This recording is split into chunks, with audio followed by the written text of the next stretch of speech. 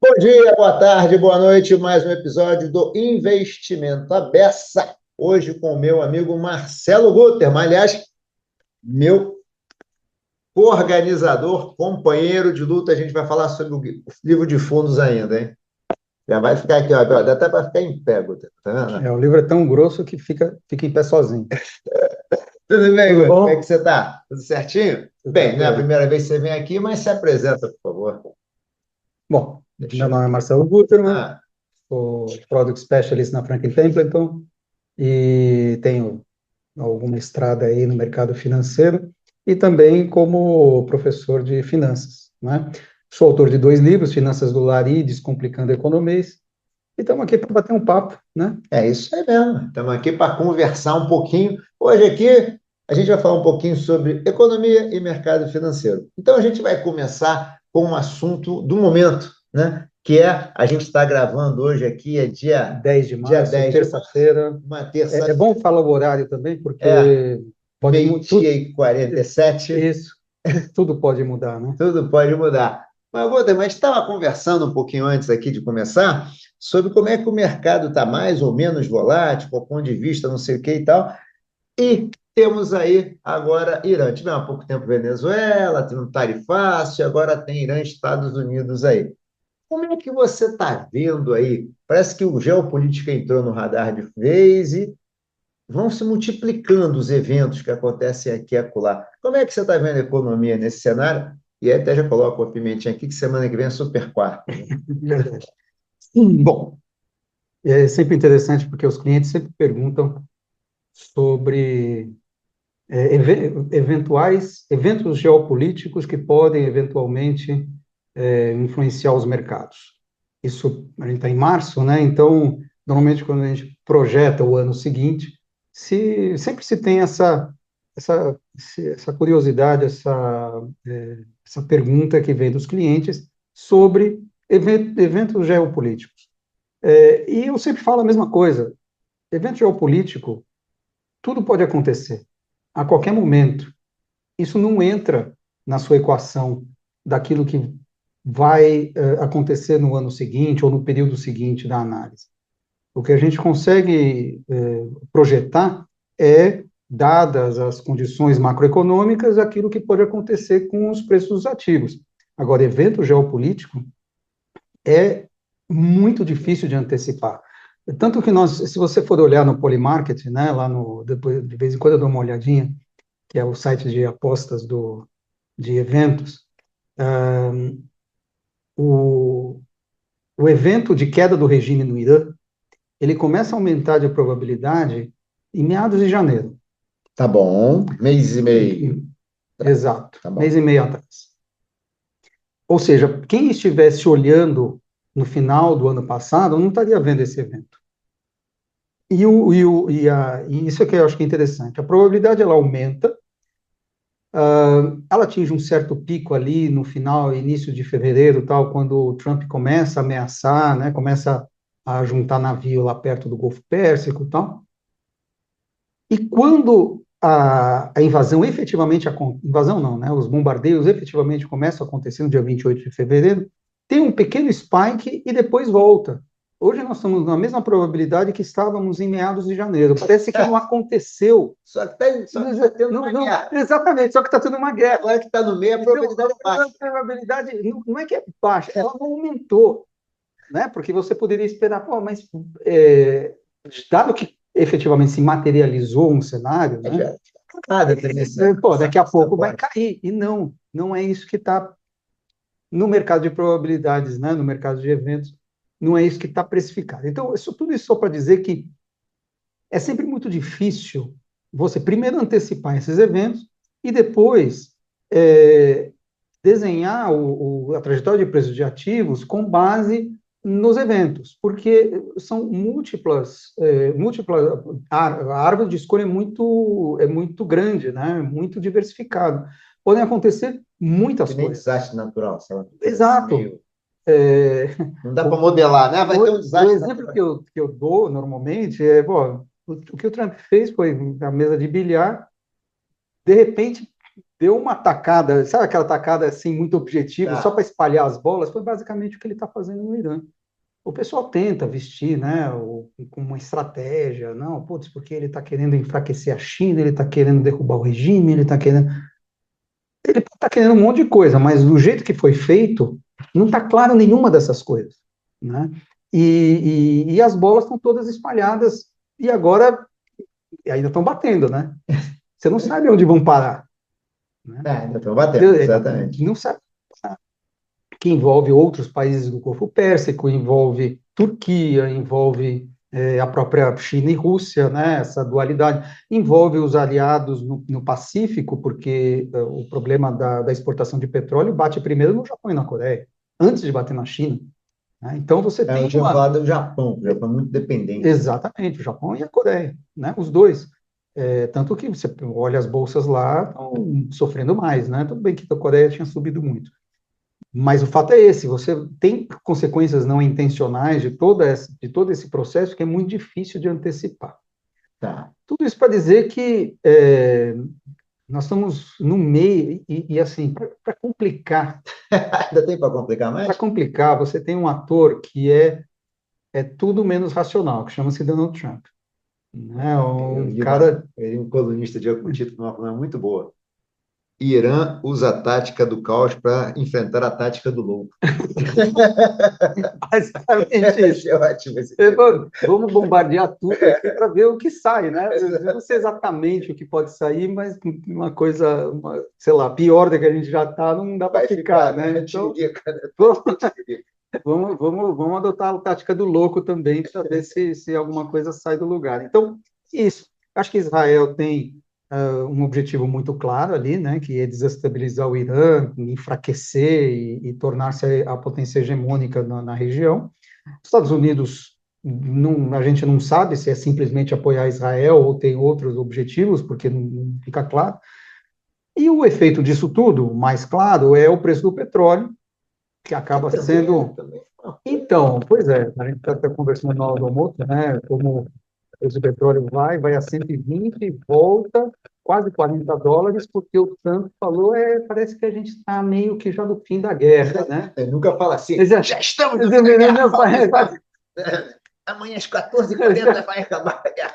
porque, na verdade, você não sabe os objetivos, né? Então, quando os objetivos me lembra um pouco a Dilma, né? O inverso da Dilma, porque a Dilma dizia, quando nós atingimos a meta, nós dobramos, não tem meta, mas quando atingimos a meta, nós dobramos a meta. O Trump não tem meta, mas eu sempre posso cortar a meta pela metade, né? E sair antes. Então é isso, no fundo não, já estamos no final, porque o preço da gasolina está subindo nos Estados Unidos, é um calcanhar de Aquiles importante, por mais que você tenha reserva estratégica e tal, o preço da commodity ela é global, não é só porque os Estados Unidos têm reserva que não vai subir, né? Você Sim, tem, sim, sim. o fato é que uma boa parte da produção global, uns 20%, não está saindo do mundo. Então, esse é o problema. Caiu com 80% da oferta natural. Natural. Tá. Né? Então, é alguma coisa que, de fato, mexe no preço do petróleo.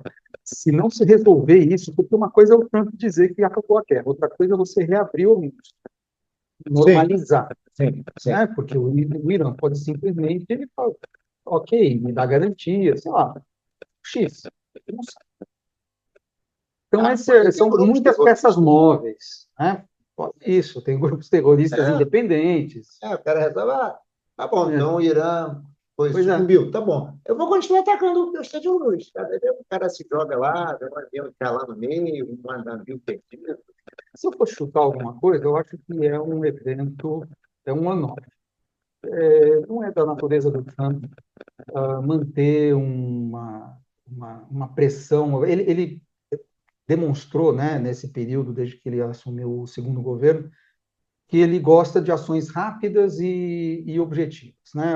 Assim, se não atingir o objetivo, você volta. Foi assim com as tarifas. Né? Ele deu 2 de abril, né, o Liberation Day, vamos com tudo, tá? Ele começa Daí ele começa a negociar.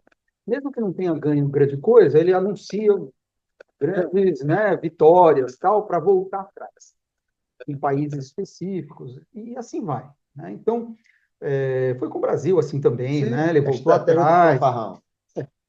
isso. Então, eu acho que vai acontecer a mesma coisa. Em determinado momento, a gasolina lá queimando o capital político dele em casa, eu vou falar, já ganhamos, ganhamos. É, Né?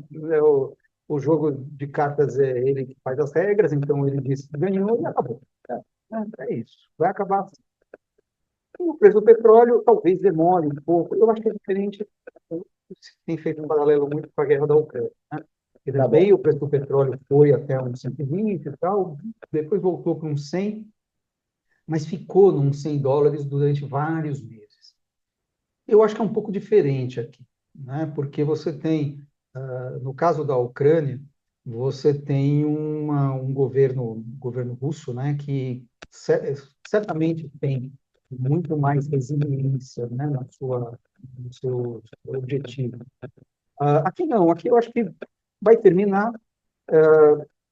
A questão é o que vai acontecer com o Irã, né, Sim, e isso, se eu fosse chutar, eu acho que continua o regime,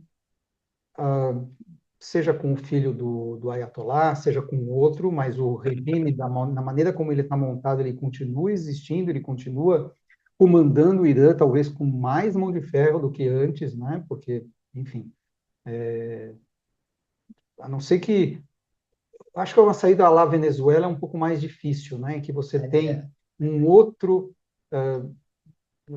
um político que é do regime, só que um pouco mais alinhado com os Estados Unidos.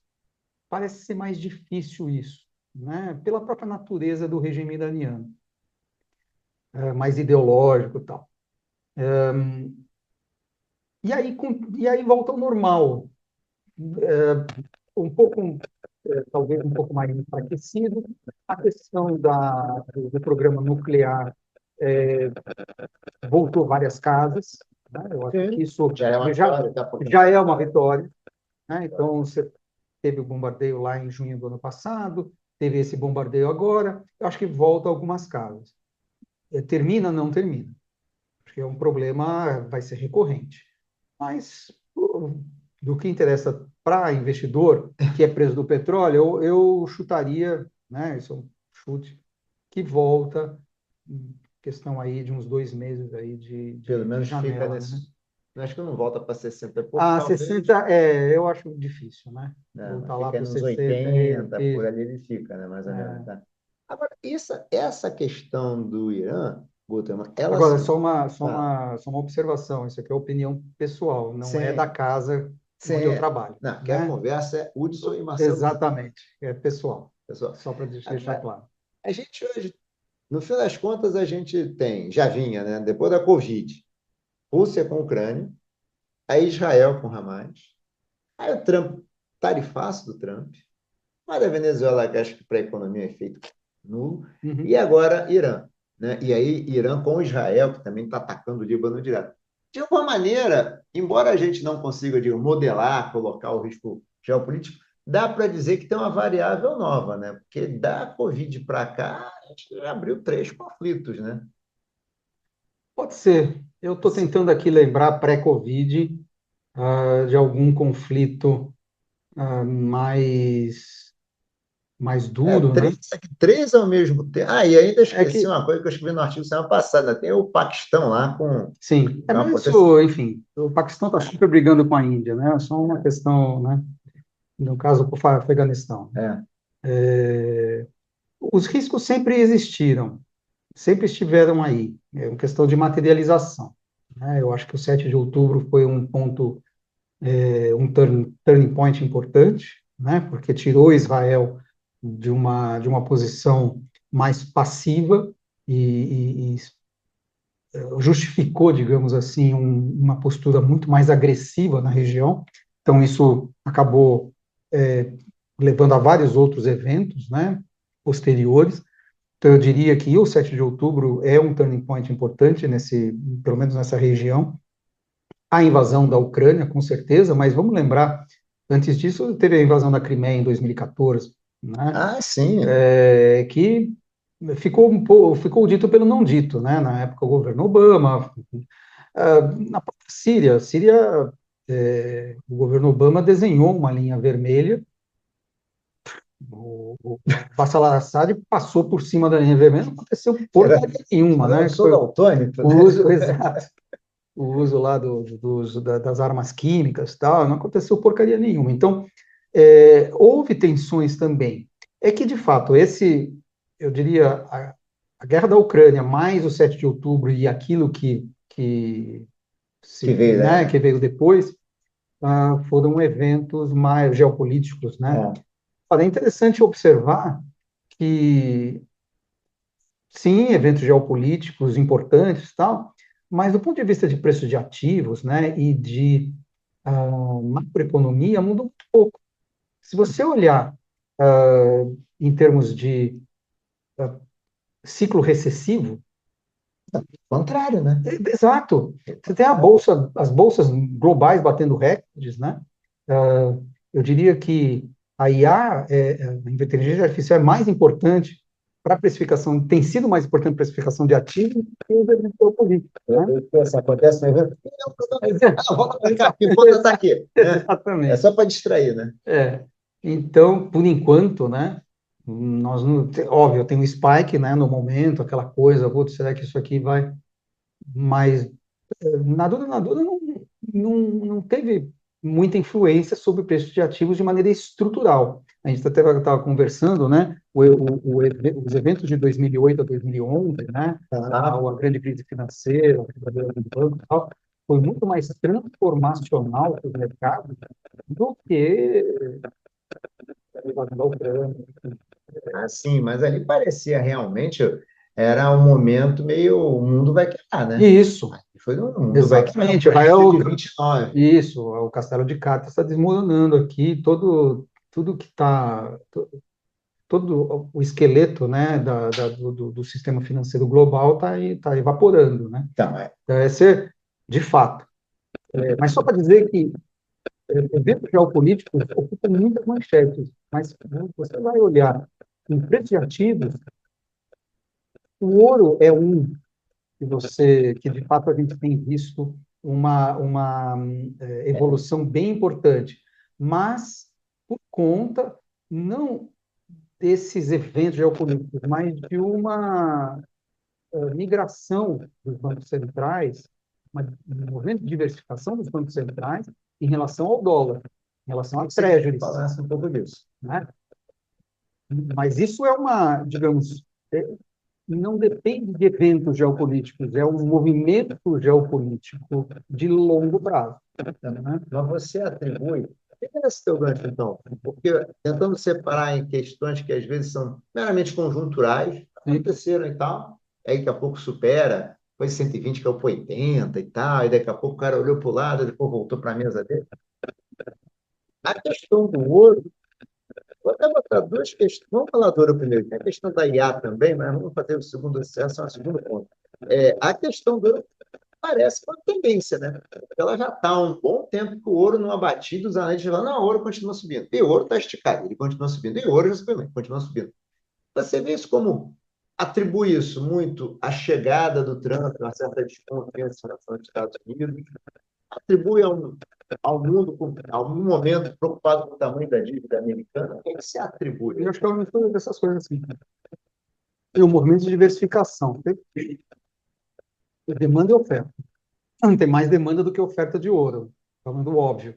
E a demanda está vindo dos bancos centrais.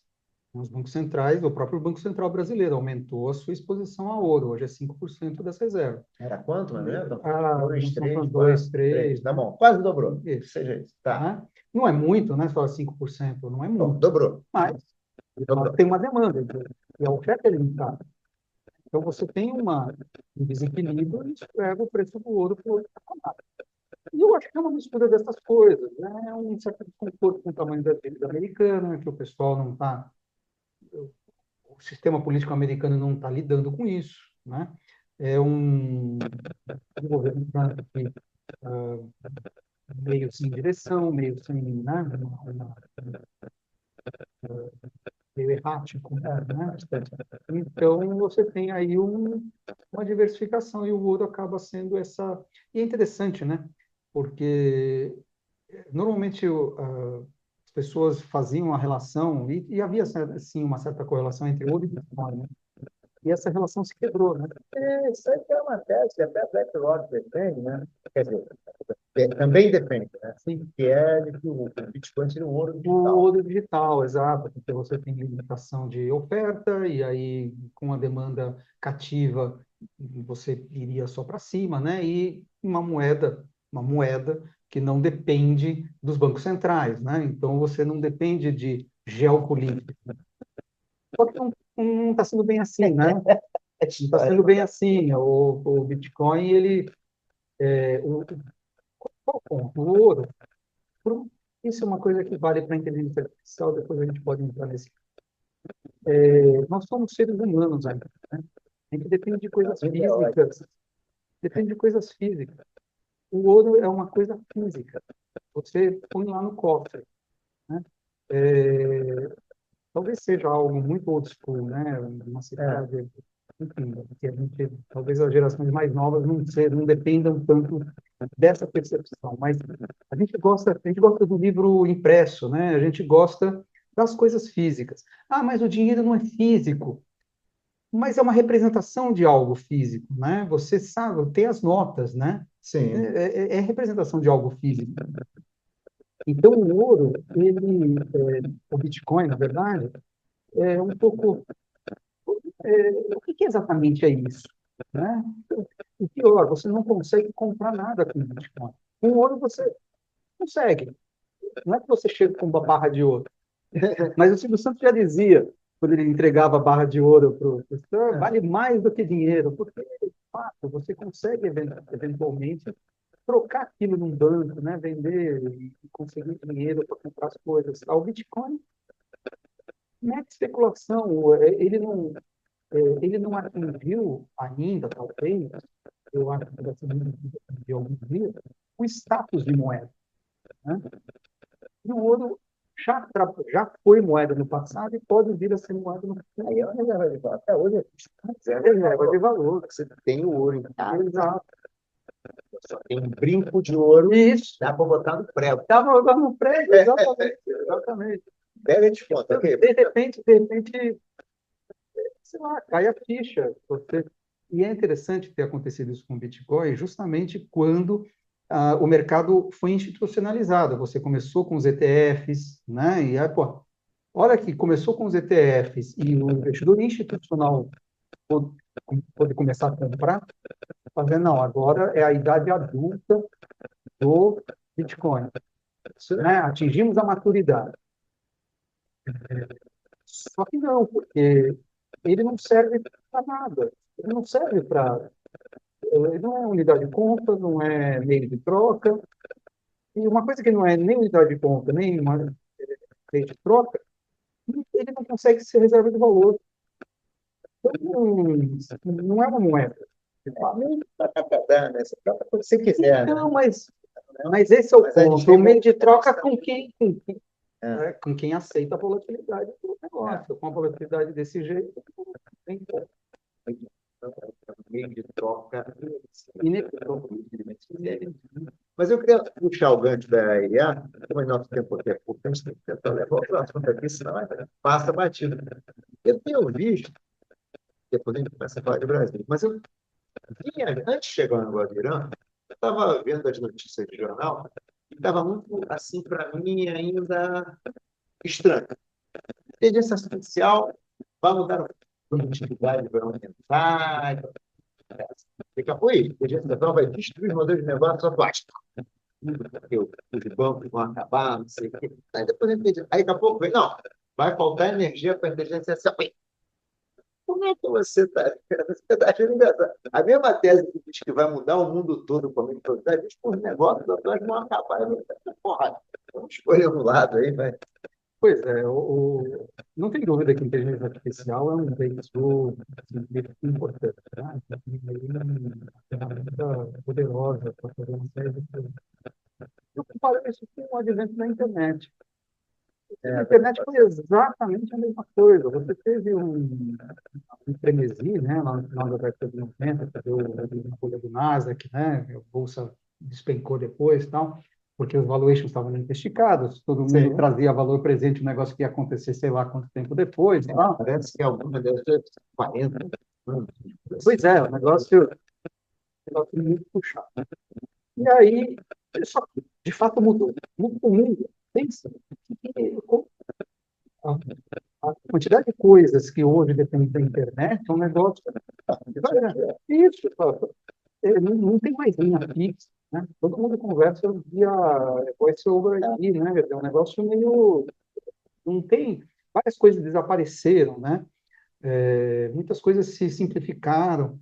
E, efetivamente, a produtividade, eu imagino que tem aumentado com base nessa revolução tecnológica. Eu acho que é a mesma coisa, mais uma revolução tecnológica. Só que, é, é assim, eu lembro quando eu comecei a trabalhar, na década de 90, eu lembro quando chegou a internet. Ah, Você vê- década de 80. não, início da década de 90. E aí eu lembro quando chegou a internet, eu trabalhava no Light Bank, e chegou a internet. E aí era um computador ali no meio da sala, que todo mundo tinha, se quisesse consultar qualquer coisa, tinha que ir ali.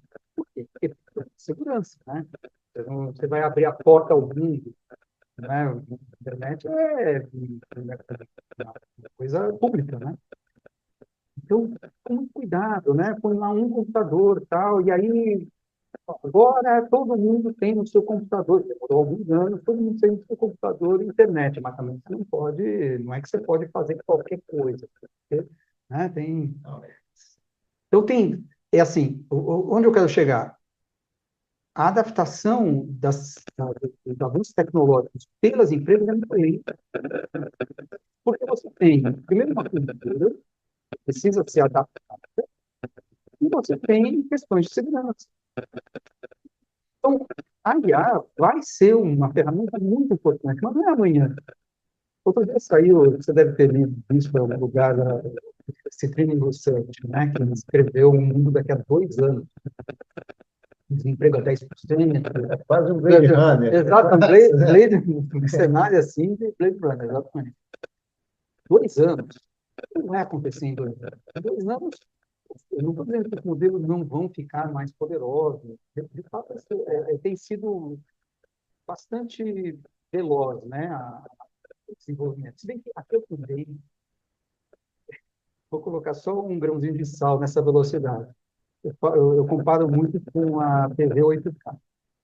Porque, assim, você desenvolve, né? Você tem a Full HD, você tem HD, Full HD, 4K, 8K. 8K encalhou.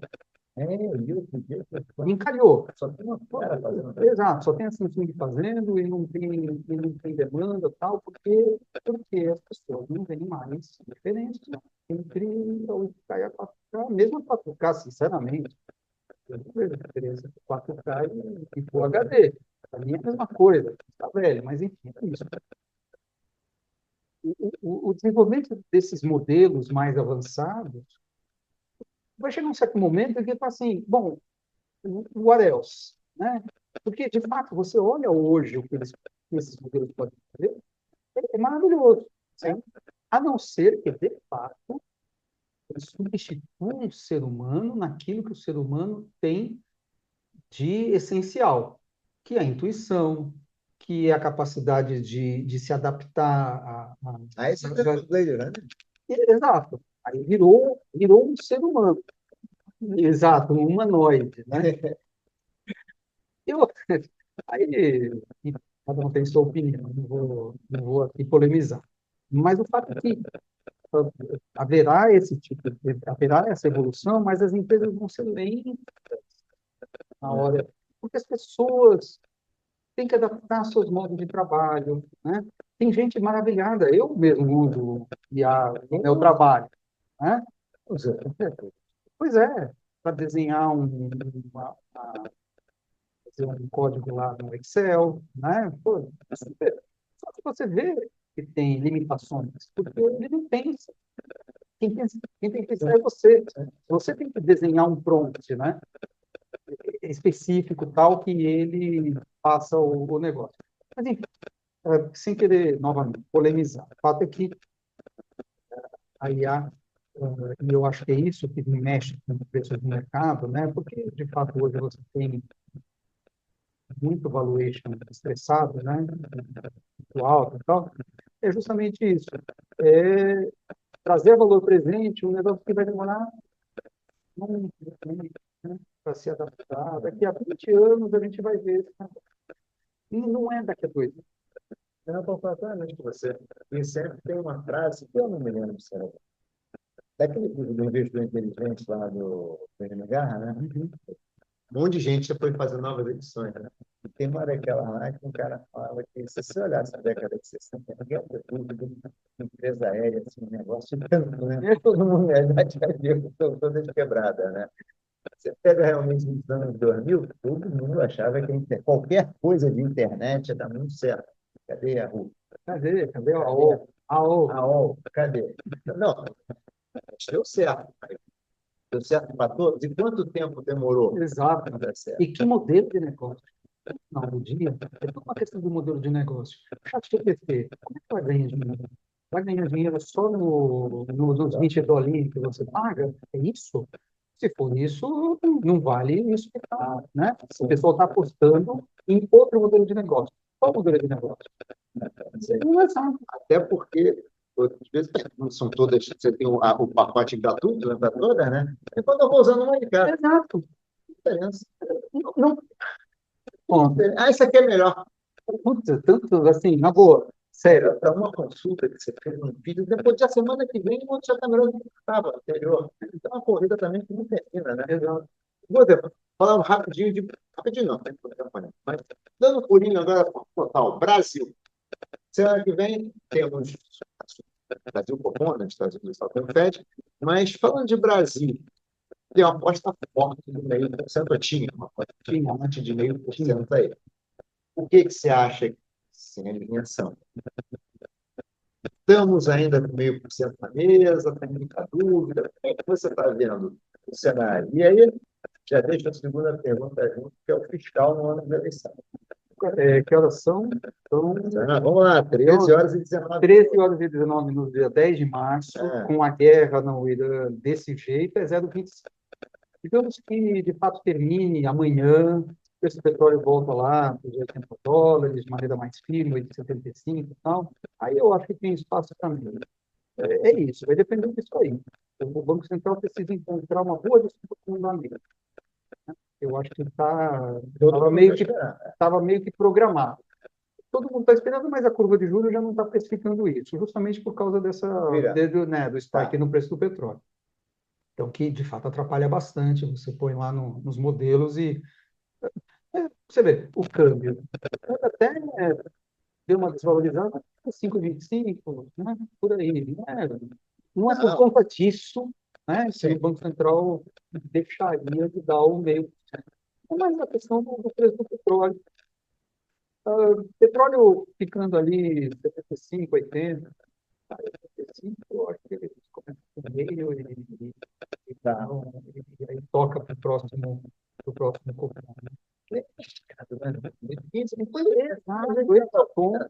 Foi GPA, né? Hoje, dia 10, GPA pediu RE, tá certo? Cara, tá um negócio assim, né? 15% ao ano também já tá. O corpo boiando aí. Muito demais também, né? Acho que o Banco Central está começando a procurar uma justificativa para pagar meio, né? Exatamente. Você falou, não, agora eu quero dar meio, o que eu faço? Tá complicado, né? Agora, falando do fiscal, a gente tem falado muito, a gente falou bastante aqui nessa conversa, sobre um mundo com mais incerteza e tal, papapá. Mas a gente, esse ano, tem um fiscal complicado. Todos os analistas cobrem fiscal, falando que 2027 não pode ter que fazer um ajuste, mas a gente percebe que não é da natureza e tradição da política ou dos políticos brasileiros fazerem ajuste, independente da cor política de cada um. Como é que você está vendo essa situação? Esse ano o Correio prefere o governo local mesmo. Abriu um pouquinho a torneirinha de eleição, os estaduais geralmente abrem a torneira de fiscalização de governo. Então, entenda assim que o 25, você é político, você faz alguma coisa. Sim, sim. Quando o mercado não empurrar,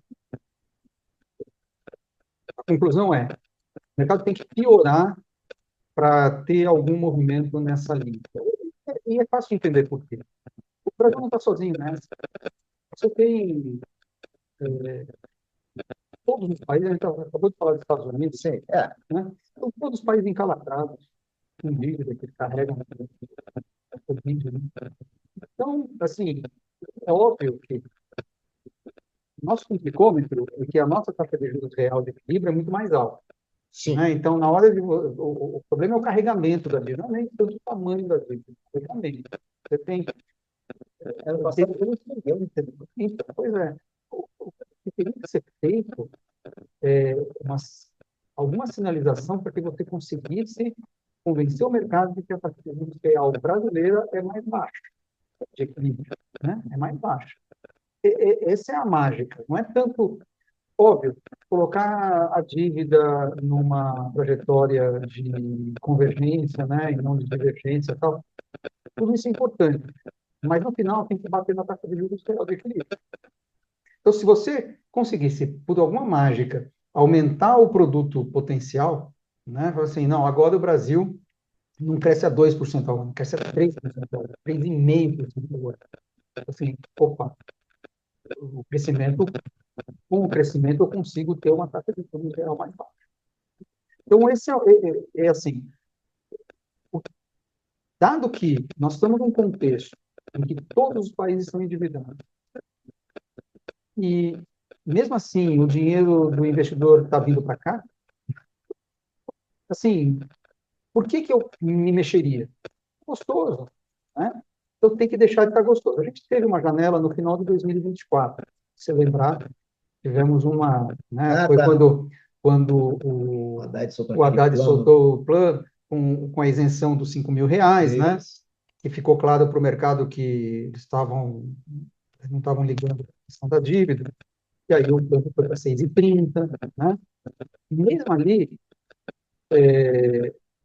o governo se manteve firme no seu plano de fazer a tal da isenção dos 5.000, passou no Congresso e tal, e hoje o câmbio está R$ 1 mais barato do que teve no pico no final de 2024. E o político olha para isso e pensa o quê? É gostoso. Está gostoso. A contrapartida é a Selic 3 pontos mais alta, porque se você tivesse um fiscal um pouco mais arrumado, você estaria com a Selic hoje a 12 e não a 15. A dívida seria Né? bem menor. Mas, exatamente. Essa é a diferença. O equilíbrio se dá na taxa de juros. Só que, como o Brasil é o país da monetária, então todo mundo tem lá todo mundo que interessa, né, da elite e tal, tem uma taxa de juros para chamar de sua, acaba que o efeito, a eficácia, né, da política monetária é mais fraca, se você tem uma taxa de juros maior, porque você tem vários bolsões, pega É, no Safra, no Plano Safra, por exemplo, né? Pega BNDES, enfim, apesar de hoje estar num tamanho menor. Tudo isso diminui a eficácia da política monetária, a taxa de juros tem que ser mais alta, mas não dói tanto, né? Os 15% não dói. é, É mais manchete do que propriamente coisa, porque quem pode se protege. a gente meio que a gente fazendo uma cenário meio que se acostumou, né? Se acostumou. Você meio que se acostumou com taxa de juros de 6%, aí quando chega 8%, mas tá ruim, mas tudo bem, né? Tá legal, mas é ruim, mas não é tem outra taxa, né, e tal. E aí gera aquela história do país dos rentistas, né? Exato. Existe uma classe parte da classe média mais alta, aí tem que se juro Tá real, gostoso, né? fazer muita coisa. Porque eu preciso me mexer. Né? E até, intuitivamente, dá para pensar por que a produtividade é baixa. Você não gastar muito tempo pensando em inovar nem nada, você vai ganhar dinheiro fácil de outro jeito, né? Pô, também está chegando para o final e temos que falar de uma coisa importantíssima. Deixa até aqui a pinta. Vamos falar um pouquinho. Eu e o Guto, nós estamos lançando esse livro dia 24 de março, inclusive. Vai ser o lançamento na livraria da Vila da Fradique Coutinho, né? Vai lá. E 18 aí, horas. 18 horas. E aí, Guto, conta um pouquinho aqui. De onde veio esse livro? Esse livro, ele tem quase um quarto de século de história, né? Porque eu comecei a dar aula quando a indústria de fundos era mato, né? Então tinha lá a parte de renda variável, tinha alguns fundos de renda variável, algumas assets independentes de renda variável e renda fixa era dentro dos bancos, né? Era mesa da tesouraria dos bancos. E eu comecei a dar aula numa empresa chamada Finance e eu desenvolvi o curso de fundos de investimento. E sempre senti falta de material, né? Pegava material de fora e tal, e falei, pô, eu vou escrever um negócio. Já gosta de escrever? Com as minhas anotações de aula, com os meus esquemas de aula e tal, eu escrevi o primeiro boneco. E aí sai aquela coisa, né? Ficou na gaveta. Aí, quando foi 2004, teve a nova legislação, né? 409. Eu falei, pô, eu vou adaptar esse meu negócio aqui e vou publicar. Mas publicar livro, hoje está mais fácil, né? Você tem publicação independente e tal. Na época não tinha nem internet, né? Então, você... Direito, né? Então, não, era difícil. Eu refiz o livro e foi para a gaveta de novo. 2015, mesma coisa. 555. 555. Retirei, pô, agora sim, agora vai. Reescrevi tal, a parte, né, que se referia à legislação e foi para a gaveta de novo. Aí, quando mudou agora a legislação de novo, né, da 75. 175, Mas a resolução. falei, não, eu não vou cair no mesmo erro. Vou procurar o meu amigo Hudson, porque ele vai, pensei na época, vou procurar uma parceria com ele, eu não quero reescrever nada. Ele reescreve a parte de legislação, tal, que ele manja muito, e aí nós dois vamos publicar. Se eu tiver um parceiro, o Aí parceiro vai. vai me forçar aqui a publicar o livro. E aí foi, e aí você pode contar melhor do que eu, a ideia do Hudson de fazer, não, vamos fazer algo melhor, vamos chamar especialistas em várias áreas, e aí cada um escreve um capítulo, né, com a sua especialidade, e daí nasceu, né, o fundo de investimento. Quando você está comprometido com 18 outros autores, né? Uma gestão, uma gestão. Exatamente. PhD de projeto. Exatamente. Cada um anda numa velocidade diferente, você tem que, né, administrar as coisas e tal. Foi um ano e meio, né? A gente ficou um ano e meio Todos os professores da HD Escola de Negócios. adiando ali o pessoal, né, tentando sair-se no prazo, estourou todos os prazos que a gente tinha colocado, mas tudo bem. E quando você tem 18 professores, ou 18 coautores, né, fica mais difícil não sair o projeto, né, porque você está comprometido com muitas pessoas. Então, saiu, né? Finalmente saiu a Bíblia dos fundos de investimento com todas as informações. Eu acho que não tem nada no Brasil parecido, né? Porque eu lembro do livro do Fortuna, que é um livro clássico, né, do mercado financeiro. Tem lá um capítulozinho sobre fundos de investimento. Então, um livro dedicado à indústria de fundos de investimento, não, ou melhor, agora tem, não, são 21 capítulos, né? Não, vou até contar aqui direitinho, ó. São 21 capítulos que a gente fala de compliance, fala de governança e transparência, fala de distribuição, fala da classificação dos fundos, ESG, contabilidade, fundos líquidos, digamos assim, fundos estruturados, contabilidade mais aprofundada também, falamos sobre custódia, controladoria, todo o processamento de fundo, como é que calcula uma cota, gestão de risco de crédito, mercado, liquidez, falamos sobre o processo de seleção, tributação, e aí, para finalizar, a gente fez quatro capítulos só de overview sobre FDIC, fundo imobiliário, PIP e ETF. para dar um overview. Então, a gente tem, não só a gente aborda fundos, mas a gente aborda também todo o processo, desde que você vai comprar a cota até a hora que a cota está disponível para você. Você saca aquele seu recurso, da hora que você aplica até a hora que você saca. Durante todo o processo, porque fundo é um ser vivo, né? Todo dia abre o caixa, fecha o caixa. É isso aí. E foi um trabalho muito bacana. Te agradeço sempre muito aqui aos professores da HD, que escreveram os capítulos, né? E aos nossos alabradores também, né? E aos nossos patrocinadores também, né? É isso aí. Tá? Bem, então é isso, minha gente. Bem, acabando hoje o programa com texto, desculpa, mas é o organizador aqui. Guterman, muito obrigado, meu cara. Foi Eu mais que uma vez um prazer. agradeço o seu convite e estamos sempre à disposição. Obrigado, Guterman. Pessoal, grande abraço. Mais um episódio de Investimento Dessa em breve no ar. Tchau, tchau.